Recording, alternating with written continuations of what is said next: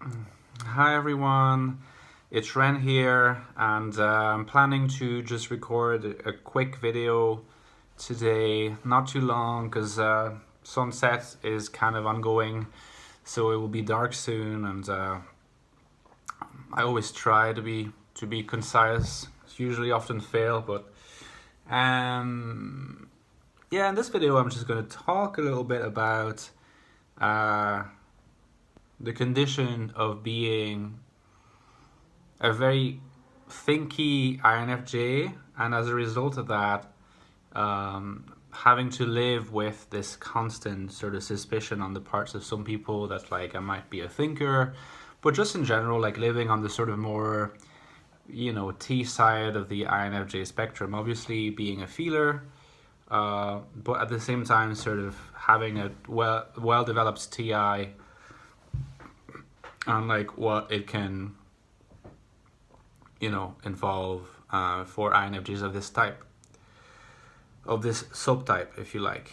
Um, well, I mean, the first thing I want to say about it is that if you're a very thinky INFJ with quite developed TI, a tendency to have a very logical side, so in the logical feeler description that you sometimes see of INFJs, you're going to recognize yourself very much. Um, I think the first thing that like I would mention as being like, striking about this condition, so to speak, is that it tends to make it difficult to identify your type. I'd be quite interested to know whether INFJs who are strong on their TI recognize themselves in what I'm saying. They would take the test. Like I have taken the test, the 16 personalities test, not the cognitive functions tests. I'll come to that in a second, but they would just take the test and realize that like they wouldn't realize anything actually. They would just get like either INTP or INTJ. I mean, I have gotten like INTP, INTJ, INFP once too actually.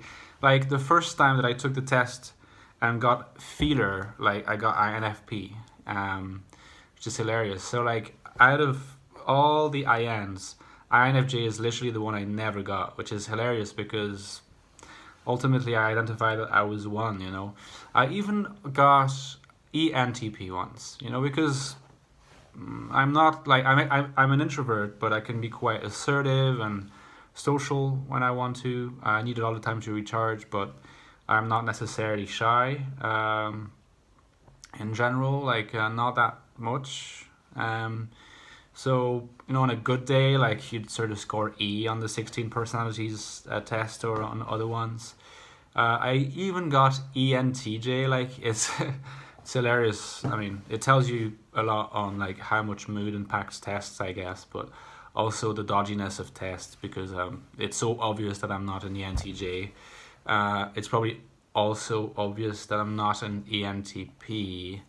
So I'd say like, INTP, INTJ, I don't understand, even INFP, I don't understand why I could end up sort of getting those results because I tend to score quite close, a lot on the cusp between introversion and extroversion. Usually get about 55 to 60% introverts, but not more than that. Always very strong on N, like literally 90% to 10%. Like my sensing abilities are very limited.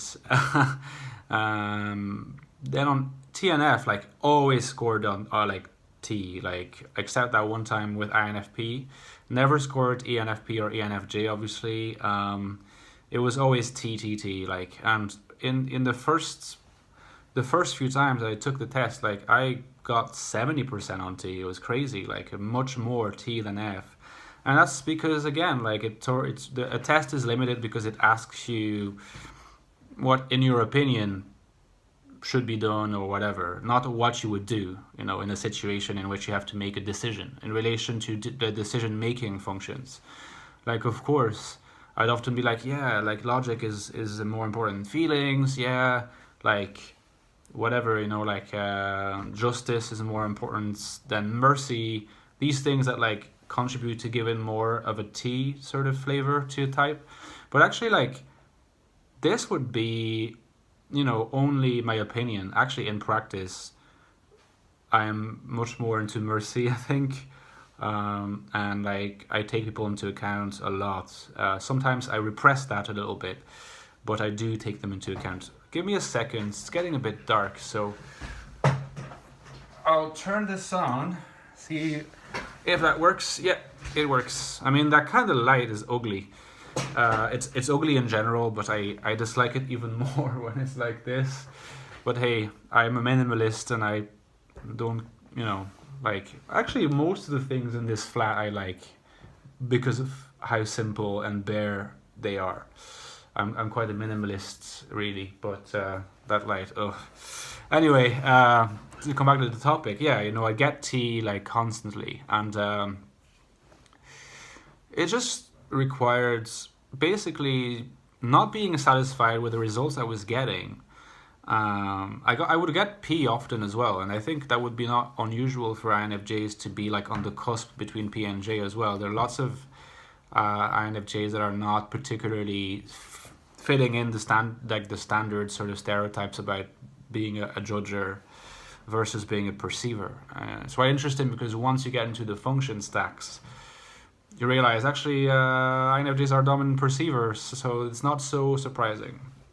And with weak T as well, often.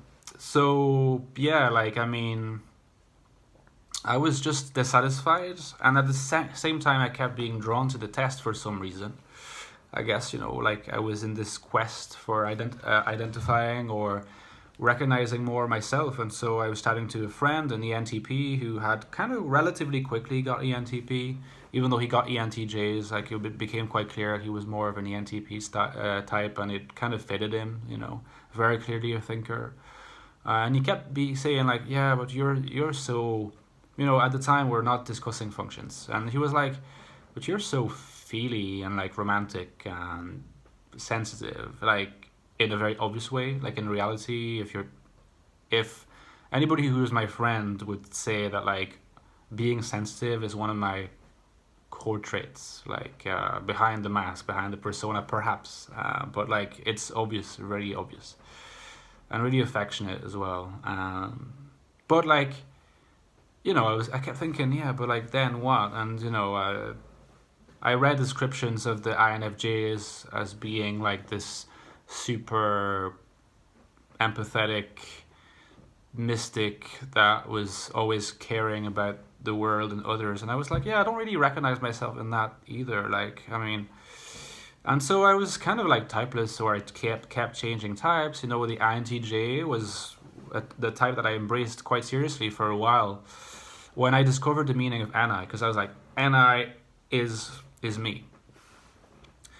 And that was kind of like this turning point when, after just reading on forums and stuff, I was like, okay, time to check the functions. People keep referring to NI, NE, TIT, FI, etc. So time to check. Time to fucking check. Like, sorry, I just cursed. And I was like, NI is me. It's like so me. And I was like, okay, so then I must be INTJ. I'm dominant NI, it's obvious, so I must be INTJ, because at the time I could not like countenance the possibility of being a feeler. And yeah, and my friends, like, we read some profiles, and my ENTP friends are like, yeah, you look like you're an INTJ. When you're stressed, you behave exactly like the way that they're saying INTJs behave. But actually, that was the inferior SE, which also is shared, with the INFJ type. Because often, we hear that like we're in the grip when we're stressed out, and so the SE part sort of comes out, but it's less controlled than what it would be for like a dominant SE person. And so the sort of overindulging or binging that you hear can happen in the case of INTJs, can happen in the case of INFJs too, because they share the SC inferior function. But at the time, it's like INTJ. But then I kept thinking, yeah, but like at the same time, like are INTJs typically, like I looked for examples and signposts and markers, and I was like, there's something that's kind of not there either, you know. And I was disappointed because I thought I had identified my type. And then I started realizing, yeah, but like there's other functions, the auxiliary and the tertiary, and for a while I thought maybe they don't matter that much, so I don't need to look at them, or specifically anything beyond the auxiliary. And since then, and discovering that the tertiary could be well developed and really contributes to helping somebody identify their type, I became just aware of how important the tertiary is, and sometimes it can help you identify your type. And I was like, okay, so TI, I'm not an INTP, but my TI is strong. Oh, but the INFJ has tertiary TI. So then I get it. I get the NI and the TI. And then I was like, yeah, actually, FE auxiliary makes sense. And I researched it, and I was like, that's my type. And I was like, wow. So actually, I am an INFJ. Never thought I could be one. And it felt very liberating, like very liberating. I felt like I had understood more of myself, you know. I tend towards being INFJ, like NI dominance, feeler with strong TI. And it was a long quest, was not easy. And, you know, my strong TI to this day sometimes suggests to people that I'm not an INFJ. And, you know, it's an interesting situation. But at the same time, it feels good knowing that I finally identified just what kind of INFJ I was.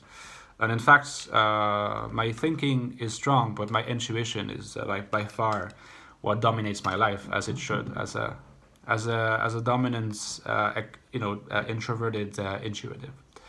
So yeah, you know, let me know in the comments if you identify with that at all, or if you do not, or if you had a very different trajectory of INFJness. I look forward to your comments. See you guys.